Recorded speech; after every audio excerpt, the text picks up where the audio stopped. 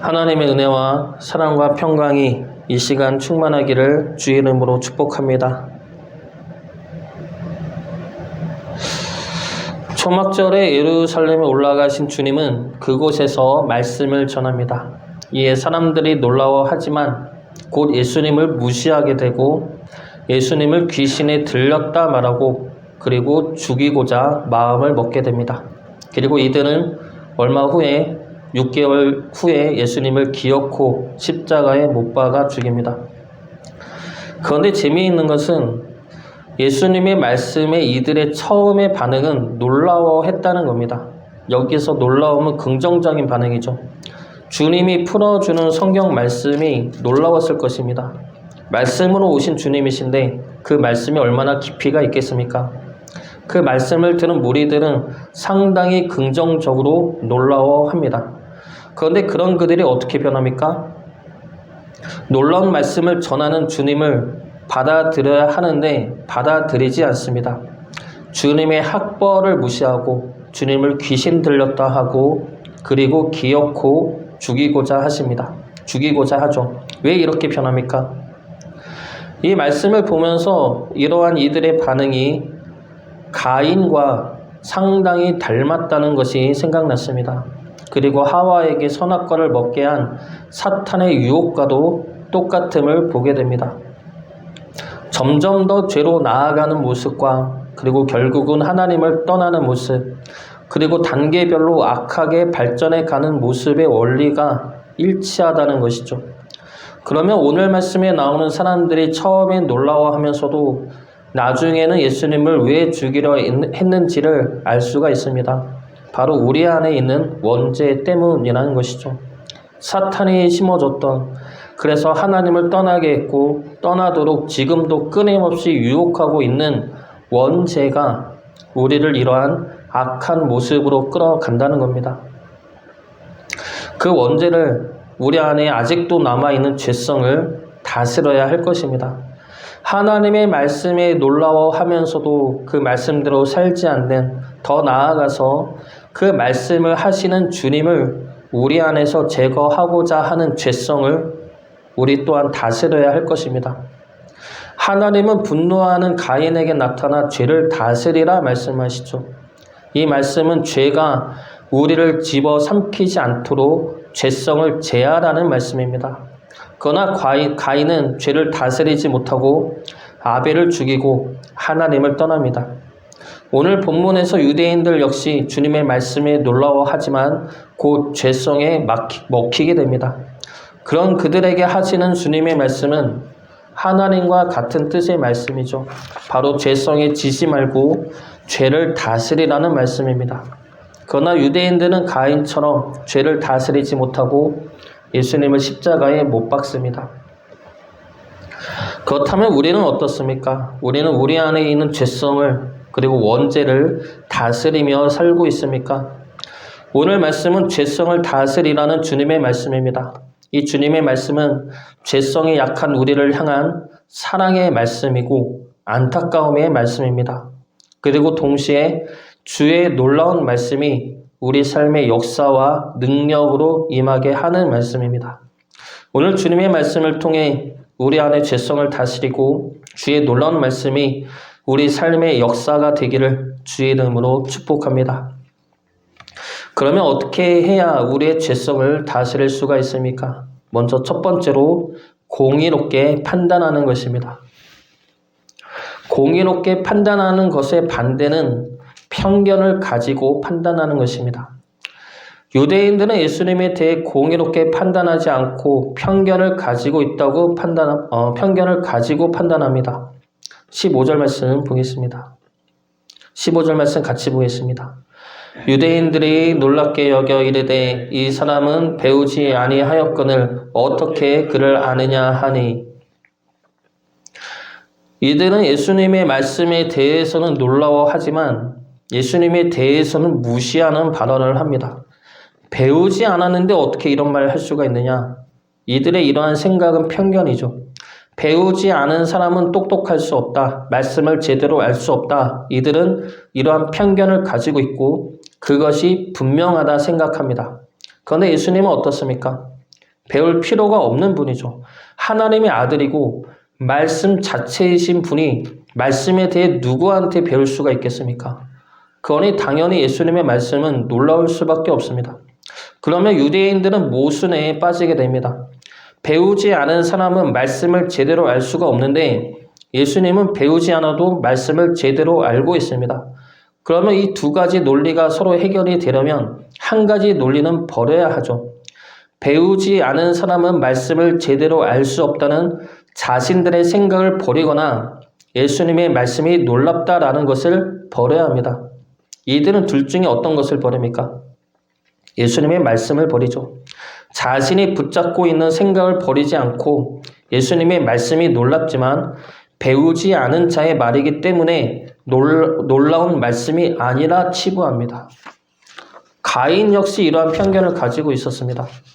자신이 하나님께 드린 제사나 아벨이 하나님께 드린 제사나 똑같은 제사라 생각했습니다. 그런데 하나님이 아벨의 제사만 받으시죠. 그러면 가인은 두 가지 중에 하나를 버려야 합니다. 포기해야죠. 자신의 제사가 맞다는 생각을 버리거나 하나님이 제사를 받으신 행위가 맞다는 생각을 버려야 합니다. 다시 말해 자신이 틀렸거나 하나님이 틀렸거나인데 자신이 맞으면 하나님이 틀린 것이 되고 하나님이 틀리면 자신이 맞는 것이 됩니다. 자신이 틀리면 하나님이 맞는 것이 되죠. 그래서 둘 중에 하나를 택해야 하는데 가인은 자신이 틀리지 않았음을 택합니다. 그러면 하나님이 틀린 것이 되죠. 불공정하고 불합리한 하나님이 되는 겁니다. 그래서 자신이 분노하는 것이죠. 그리고 그 분노가 맞다 항변하는 겁니다. 하와에게 사탄이 처음 이야기를 한 것도 이것입니다. 하나님이 동산의 모든 나무를 먹지 말라 하더냐? 이 말은 하와에게 하나님이 틀렸다는 편견을 심어주는 말입니다. 하나님이 주신 모든 나무 열매에 대한 감사를 보지 못하게 하고 주지 않은 선악과 나무 열매를 바라보게 하므로 하나님은 나에게 모든 것을 허락하지 않은, 모든 것을 주지 않는 하나님이라는 생각을 심어주는 것이죠. 그래서 그 편견을 가지고 하나님을 바라보게 하니까 하나님은 서운한 하나님, 야속한 하나님이 되는 겁니다. 편견은 우리가 사람을 바라볼 때도 부정적인 방향으로 많이 사용이 됩니다. 지역에 대한 편견, 인종에 대한 편견, 학교에 대한 편견, 이러한 편견들이 우리 안에 있으면 우리는 사람을 제대로 볼 수가 없습니다. 지금 우리나라에 외국인들이 많은데 예전에는 외국인 범죄가 일어나면 조선족, 중국인을 의심했습니다. 지금도 중국인을 의심하죠. 중국인들이 범죄를 많이 저지른다. 조선족들이 사람을 잡아다 인육 고기를 판다. 그런데 2020년 기준으로 인구 10만 명당 실제 범죄율을 조사해보면 우리나라는 2,815명이라고 합니다. 그리고 중국은 10만 명당 범죄 인원이 1,653명입니다. 우리나라보다 현저히 낮은 숫자이죠. 그리고 우리나라에 거주하는 외국인 중에서도 중국은 범죄율이 많지가 않습니다. 오히려 몽골, 파키스탄인들의 범죄율이 높다고 합니다. 그런데 이 또한 이들의 숫자 또한 우리나라보다 더 낮은 수치라 합니다. 그럼에도 불구하고 중국인들이 범죄를 많이 저지른다라는 생각은 편견이라는 것이죠. 근데 이러한 편견들은 알게 모르게 우리 안에 많이 있어서 사람들을 부정적으로 보고 왜곡된 시선으로 보고 판단하게 될 때가 많습니다. 그런데 문제는 이러한 편견이 하나님을 향할 때도 있다는 것이죠. 대표적인 것이 하나님을 두렵고 무서운 하나님으로 보는 것입니다. 내가 하나님의 말씀대로 살지 않으면 하나님은 나를 벌 주어서 내 삶을 힘들게 하고 괴롭게 하는 하나님. 그래서 하나님한테 벌 받지 않으려 신앙생활을 하는 것도 하나님에 대한 잘못된 편견이죠. 하나님은 우리를 억압하고 통제하고 죄에 대해 지적하고 심판하는 하나님이 아닙니다. 하나님은 사랑의 하나님이시죠. 하나님은 우리를 사랑하시는 우리의 아버지 되십니다. 그래서 하나님은 우리를 통제하고 심판하는 하나님이 아니라 우리를 포기하지 않고 끝까지 붙으시고 끝끝내 생명과 축복과 은혜의 길로 인도하시는 하나님입니다. 그 과정에서 하나님은 우리의 죄에도 불구하고 우리를 용서하시고 우리의 원망에도 우리를 위로하시고 우리의 절망에도 힘을 주어서 우리를 하나님 품에서 놓지 않으시는 사랑과 인내의 하나님이십니다. 하나님에 대한 잘못된 편견을 버려야 할 것입니다. 사탄은 우리에게 잘못된 편견을 계속해서 심어줄 것입니다. 하나님에 대해 침묵하시는 하나님, 심판하시는 하나님, 나를 사랑하지 않는 하나님, 나를 버리시는 하나님, 그리고 내가 무엇을 하면 내가 원하는 것을 들어주는 하나님, 이 모두가 다 잘못된 편견입니다. 그 편견이 우리 안에 있으면 그 편견은 하나님을 사랑하지 못하게 하고 하나님을 부정적으로 바라보게 만들고 우리의 신앙생활을 기쁨이 아니라 두려움과 원망 속에 하게 만듭니다. 하나님에 대한 올바른 이해는 성경에 나타난 하나님의 이름으로도 충분히 우리가 알 수가 있습니다. 구약에는 하나님의 이름이 많이 나타나 있죠. 여호와 일에 예비하시는 하나님, 여호와 살롬, 평강의 하나님, 여호와 니시, 승리의 하나님, 여호와 라파, 치유의 하나님, 그리고 신약의 임마누엘, 우리와 함께 계시는 하나님. 하나님에 대한 잘못된 편견은 버리시고 하나님에 대한 올바른 이해로 하나님의 끝없는 사랑과 은혜 안에서 기쁨으로 믿음 생활을 해 나가시는 주의 자녀 되시기를 주의 이름으로 축복합니다. 우리의 죄성을 다스리기 위한 방법 두 번째는 하나님의 영광을 구하는 것입니다. 예수님은 하나님의 영광을 구합니다. 그래서 주님의 말씀은 참되십니다. 그러나 스스로 말하는 자는 하나님의 영광을 구하지 않습니다. 하나님의 영광을 이용해 자기의 영광을 취하려 하죠. 18절 말씀 같이 보겠습니다. 스스로 말하는 자는 자기 영광만 구하되 보내신 이의 영광을 구하는 자는 참되니 그 속에 불의가 없느니라. 여기에서 스스로 말하는 자는 하나님의 말씀이 아닌 하나님의 뜻이 아닌 내 뜻대로 말하는 자를 말합니다. 그리고 우리 모두는 이럴 때가 많이 있죠. 말은 얼마든지 꾸며낼 수가 있습니다. 정치인들은 모두가 다 국민을 위한 말이라 하고 국민이 용서하지 않을 것이라 말하지만 실제 아닌 경우가 많죠. 우리 또한 말로는 거룩하게 포장할 수 있지만 실제 그 말이 누구를 위한 말인지는 자기 자신이 알 수가 있습니다. 저도 우리 애들한테 방이 더러우면 치우라고 말합니다. 치워야 너희도 잘 놀 수 있고 안 다칠 수 있어 라고 말을 하지만 속마음은 내가 어지럽힌 것을 보기가 싫은 것이죠. 그럴 때는 좀 더 참고 기다리다가 이제 같이 치우자라고 좋게 말하면 애들도 잘 치우는데 그것이 잘 되지가 않습니다. 소리를 지르게 되죠. 교회에서도 이러한 말을 할 때가 있습니다. 하나님이 안 좋아서 하나님은 정의의 하나님이야. 이러한 말을 우리는 협박용으로 사용할 때가 있습니다. 그런데 사실은 내가 싫은 것이죠. 내가 보기 안 좋은 것을 하나님의 권위를 빌려서 하나님의 뜻인 양 말할 때가 있다는 겁니다. 그러면 내 말을 들을 거라 생각하기 때문이죠. 이러한 마음은 사탄이 하와에게 심어준 말입니다. 사탄은 하와에게 나타나 하나님의 말씀에 순종하는 삶이 아니라 너의 영광을 위해 살라고 말합니다. 너가 선악을 판단하라 말하죠. 선악과가 너의 영광을 위할 것이다 말합니다. 창세기 3장 4절과 5절 말씀입니다. 뱀이 여자에게 이르되 너희가 결코 죽지 아니하리라. 너희가 그것을 먹는 날에는 너희 눈이 밝아져 하나님과 같이 되어 선악을 알 줄 하나님이 아심이니라.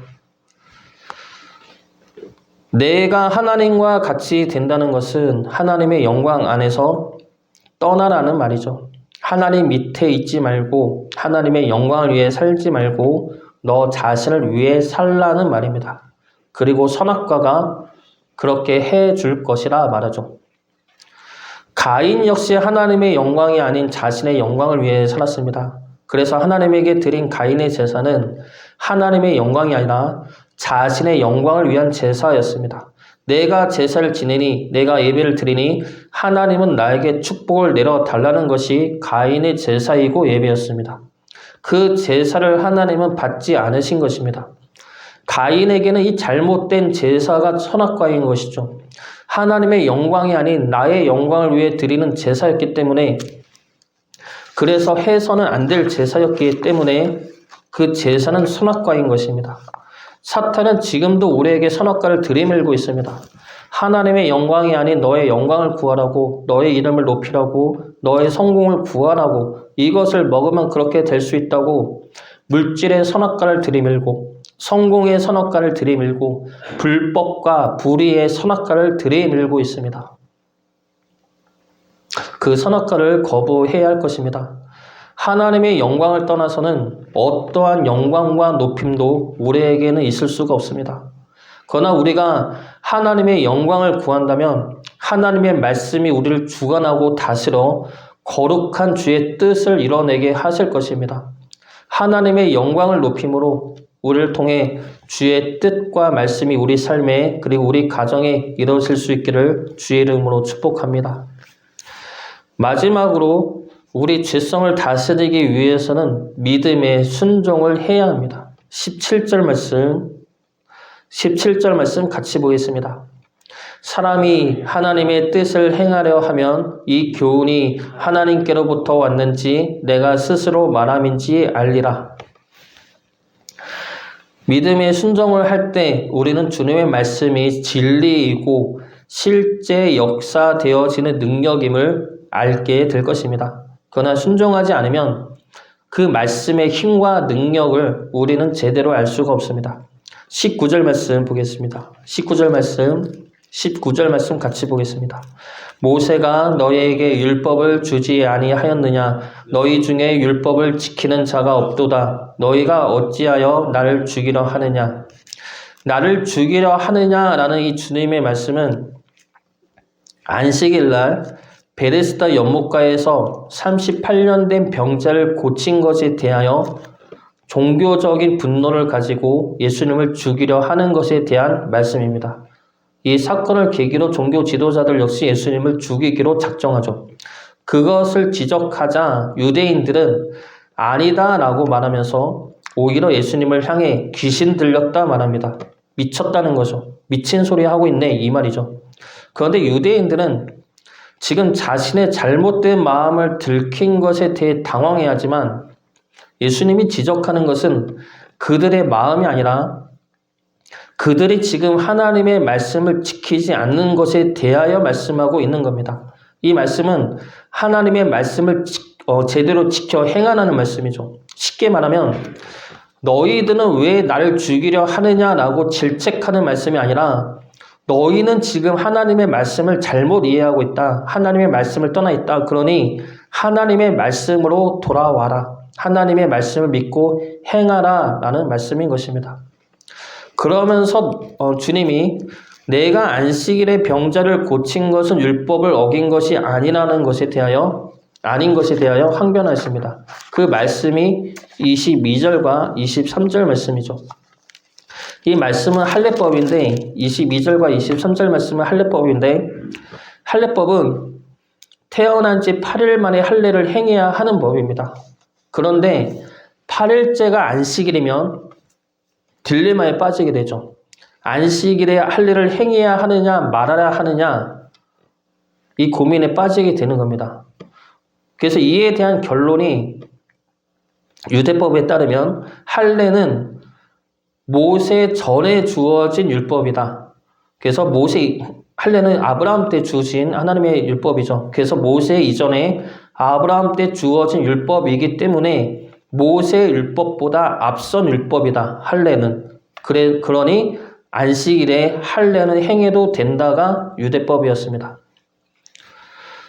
이렇게 결론이 난 거죠. 그러면 안식일은 어떻게 되느냐라는 겁니다. 안식일은 창조 때 주어진 하나님의 법인데 그러면 안식일에 병자를 고친 것이 왜 문제가 되느냐라는 것이 주님의 말씀이죠.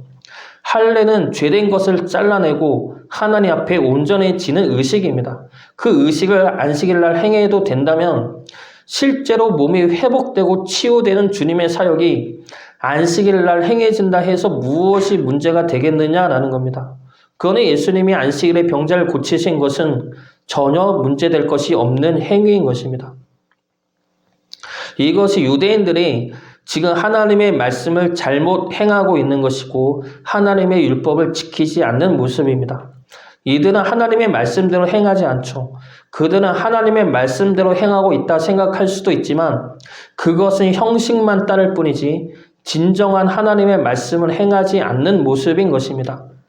예를 들어 살인하지 말라는 것은 살인만 안 하면 된다가 아니라 분노와 미움이 아닌 사랑의 마음을 품으라는 하나님의 말씀이죠. 그러나 살인만 안 했으니 하나님의 말씀을 지켰다 생각하는 겁니다. 우리도 마찬가지이죠. 하나님의 말씀을 지켜 행해야 합니다. 그저 듣고 간직만 해서는 안 됩니다. 하나님의 말씀은 살아있는 말씀이고 능력이기 때문에 우리가 그 말씀을 믿고 행할 때 비로소 그 안에 담긴 말씀의 능력이 우리 삶의 역사되어지는 것입니다. 그러나 유대인들은 말씀을 따라 행하라는 주님의 초청을 거절하고 주님을 죽이기로 합니다. 가인 역시 죄를 다스리라는 하나님의 말씀을 거부하고 아벨을 죽입니다. 하와 역시 선악과를 먹지 말라는 하나님의 말씀을 거부하고 선악과를 먹습니다. 그러므로 스스로 죽음의 길을 걸어갑니다. 하나님의 말씀은 듣고 행해야 능력이 되고 역사가 되는 것입니다. 믿어야 순종한다고 하지만 믿지 않아도 순종하면 믿음이 생길 수가 있습니다. 순종을 통해 하나님의 말씀이 실제가 되고 역사가 되는 것을 경험하기 때문이죠. 그래서 순종을 하면 믿음이 생기는 것입니다. 그리고 그 믿음이 생기면 더욱더 순종하게 되고 그리고 또 순종하다 보면 또 하나님의 말씀에 대한 믿음도 더욱더 깊어지는 것이죠. 이것이 선순환입니다. 그래서 우리가 믿음의 발걸음이 중요하다 말하는 것이죠. 우리가 한번 믿음의 발걸음을 떼면 그 믿음은 더욱더 강건해지고 믿음의 순종은 더욱더 담대해질 것입니다. 그 믿음의 순종을 행하시어 우리의 믿음이 더욱더 깊어질 수 있기를 주의 이름으로 축복합니다. 우리 안에는 죄성이 있습니다. 이 죄성은 하나님에 대해 그리고 예수님에 대해 편견을 갖게 만들고 하나님의 영광이 아닌 나의 영광을 위해 살라만 합니다. 그리고 주의 말씀에 의심을 갖게 하고 주저하게 만들다가 결국은 내 안에서 주님을 죽이게 만듭니다. 그 죄성을 다스리시기 바랍니다. 하나님에 대해 공의롭게 바라보시기 바랍니다. 분명하고도 확실한 것은 하나님은 우리를 끝없이 사랑하신다는 것입니다. 그리고 그 사랑으로 우리를 이끌어 가고 계십니다. 나를 사랑하시고 나와 늘 함께 하시는 하나님의 영광을 구하시기 바랍니다. 내 영광이 아니라 하나님의 영광을 구할 때 하나님은 우리의 찬양과 감사와 기쁨이 되실 것입니다. 그리고 믿음의 순종을 하시기 바랍니다. 믿음의 순종이 우리를 더욱더 강건한 믿음으로 인도할 것입니다. 우리의 죄성을 다스리시어 주님과 기쁨으로 동행하는 주의 자녀 되시기를 주의 이름으로 축복합니다.